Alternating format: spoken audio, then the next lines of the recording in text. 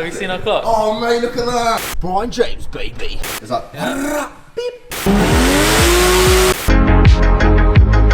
Push, boys. You put the hammer on first.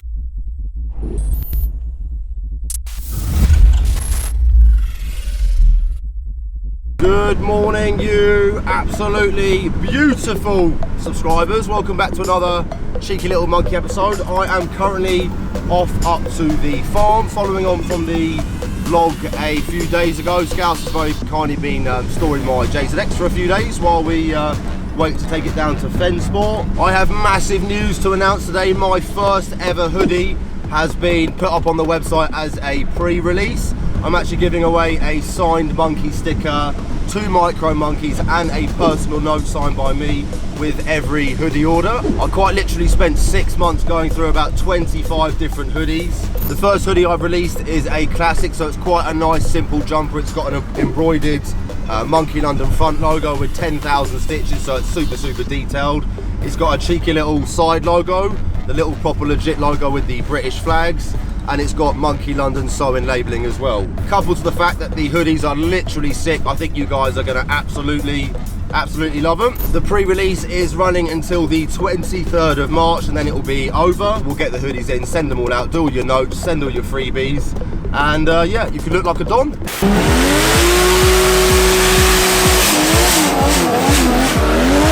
If we can keep the follows coming for Fensport as well, like I said, this is the biggest opportunity I've ever had. Good morning, Scousey. Hi. What are you saying, man? I've got just covers off and base like that, and the auxiliary belt. Because I definitely wasn't late, was I?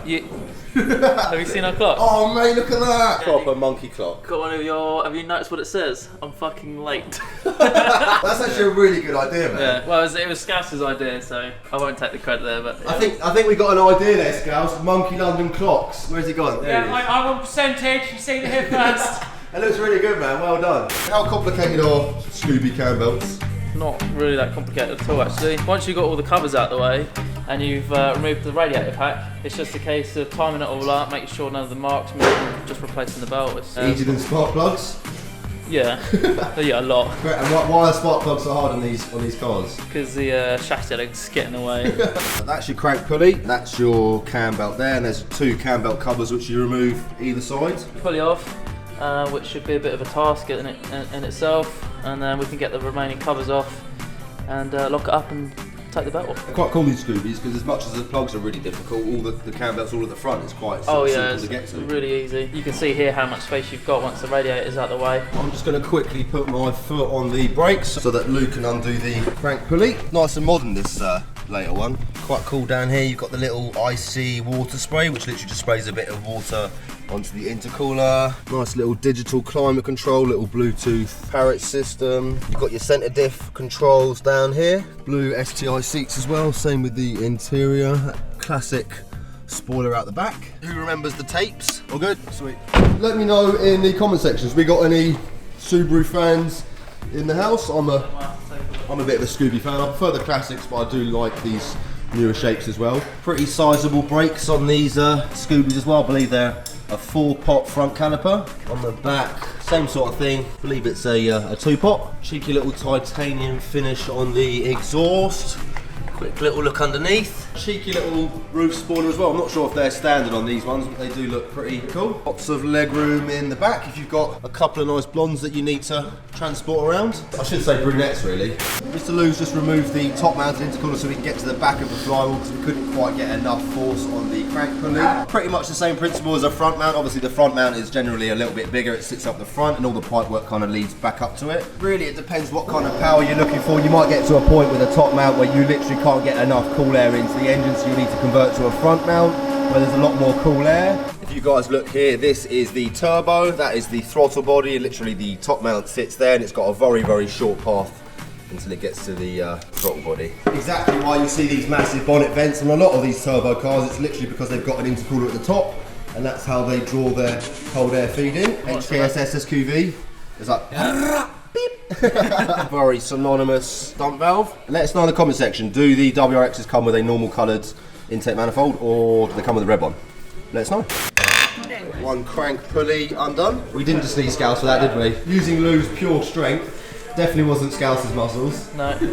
Next up, Mr. Lou's just removing the cam belt cover so we can gain access to the whole of the belt. Pulley arrangement on the Scooby. Next up, Lou's going to be basically releasing the tensioner on the tensioner pulley, and that will basically allow the belt to slack, and then you can remove it and replace it with a brand new belt. Intercooler and dump valve are all now back in place. Mr. Lou is now removing a idler pulley. That's right, yeah. By removing that one, there's not much tension on the belt afterwards. Basically with these, it's best just to take off the tensioner from the mount itself. Idler pulley removed. Quite a long old cam belt on these, aren't they? There's quite a few different pulleys it's got to go around. Each cam pulley itself, you'll see here, it's got 2 marks on each. So you've got one mark there to the casing, and then you got another mark from pulley to pulley, and then there's another one there to the casing as well, so both sides. So you can kind of get the timing spot on. Yeah. It's a big old belt there, man. It's a big old belt. Yeah. Over here we've got some of the new parts. Dayco, nice make. We've used the old Dayco belts many times. First thing we're going to do is just lay the old belt out and just make sure the sizes are where they need to be. It's hard to get these wrong because they're the world's most biggest belt. All new idler pulleys here, and then you can see what I was saying about the old one. So it comes with a pin. So the only way to get that pin back in if you get it wrong is to put it in a vise, crank it back out, and then slide the pin back through. Yeah. The idea is you just literally mount it up and then remove the pin and it springs into action. Yeah. That's your tensioner. Yeah. These ones? Then these are all just idler pulleys. So we'll take all the old ones off the engine now, refit them with new ones. Good, these kits come with all the bits. I mean, you know, when you go into this sort of level with the engine, and while it's all apart, you might as well replace the pulleys as a matter of course. Oh yeah. One of the first idler pulleys going back on. Another idler pulley going on. Next part of the puzzle, the new tensioner pulley is going in place. I've got that bit of free movement in there now. Yeah. So that'll allow you to get the belt on. You can see here where there's a like a steel pin. Yeah. So you don't have that tension that's resting on an alley block, so it just punch a hole through it. So Belt is now loosely in place. this little tool is basically just like a locking tool for these cams. So when you take the belt off, these two will want to spin round a little bit, like a couple of degrees out. But when you're trying to put belt on, find the timing, you don't want to be sat there with a spanner holding a pulley. Yeah. So there's just this locking tool which kicks down both cams. And make sure they just don't get out of a line, basically. Yeah, exactly. Yeah. I think Lou's pretty much got it where it needs to be. See, if you guys look, there's a little timing mark, and that's got to line up with the little indent on the casing. Exactly the same thing if you look below, there's a little mark on the bottom pulley, a little mark on the top pulley, and again those have to line up. It's pretty much spot on to get the timing right. Mr. Lou is quickly going for an MOT. In the meantime, I'm going to get the van and trailer ready to start loading the Jzx.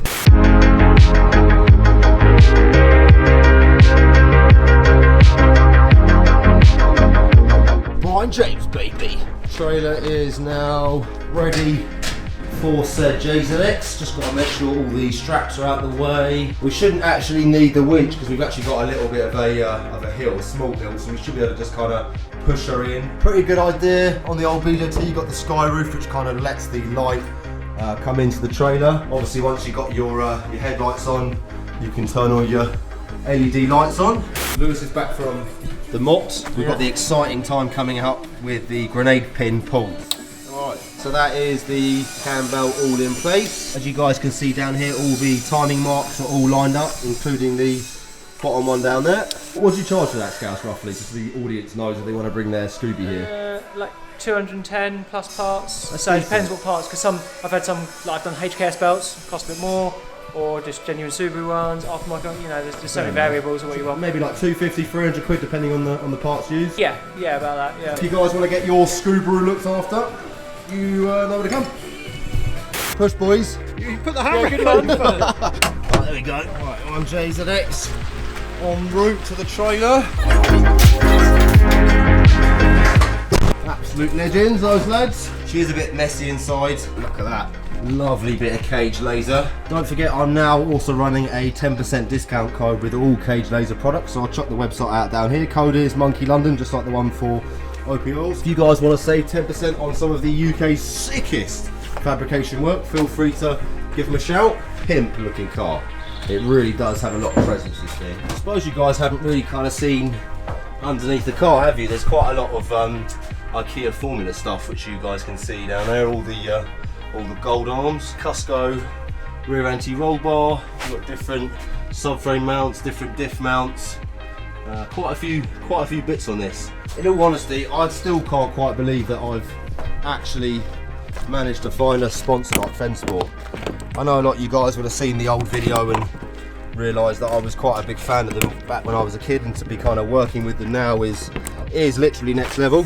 Hopefully over time we can kind of show Fensport what we're all about and really get the audience behind the brand, and yeah, we can kind of get this show on the road. Quickly going to show you guys how to strap the old Jzx up. With these hooks, they've always got to be facing the opposite way of the tyre. You can't have them facing in. And so yeah, all you do is, that's hooked up there, that goes into there. These lovely looking straps kind of go up and over the wheel, and you just got to make sure that little sort of tyre thing is where it needs to be. Nice and simple. Same thing around this side. Super simple, just make sure it's nice and tight. Pull that one through, pull up the slack with that little bit there, and then yeah, drive on. Exactly the same thing with the back ones. Straps are all in place, nice and secure. Just double check that it's in gear and the handbrake's on. I'll just grab the key, side skirts, and the gorgeous front bumper. Next up, we've got the Corolla G6R parts. That's the bumper, G6R side skirts, looking pretty. The anti-roll bars and the handbrake cables. That's all the bolts and brackets, mud flaps, fog lamps, basically any little small ancillaries. Rear brake discs and the calipers as well. I'm going to take the headlights as well. George's aren't in particularly bad nick, but I will kind of pick between the two and see which ones are better. Corolla G6R grille does have a broken tab on it. We should be able to kind of rectify it and get it on there. And then red seat belts as well, which a lot of you guys have been messaging me about, but unfortunately they're going to be going in Georgie's car, unless we can't really get them washed and stuff, but I think they should be alright. Job's good. Skyline. Mate, what happened to the PS13? I know they told me you're getting old, mate, but to swap it for a Polo. Yeah, mate. It's all about the German nowadays. It's a loose bottle new runaround. 1.2, and it'll be cheap off guy. You're not going to believe the MPG once you... I know, in the 13 I was dailing it for about 2 weeks and it was absolutely savage. I was doing about 60 quid every 3 or 4 days. Yeah, I bet you probably weren't even ragging it either. No, really. not at all, no. Lou's already added the horsepower, man knows. Lou's now finished on the cam belt, and then tomorrow the lads are going to be doing a service on it. I'll just double check what Scouts he's actually doing on it tomorrow. Just full service. Yeah. Catching up with this absolutely beautiful Ginger very soon. I'm not actually here tomorrow, but if the car's still here on Wednesday, hopefully the lads can take us out for a little spin so you guys can kind of hear what she sounds like. We love you guys very much. Bye from Mr. Lou. Bye. See you soon.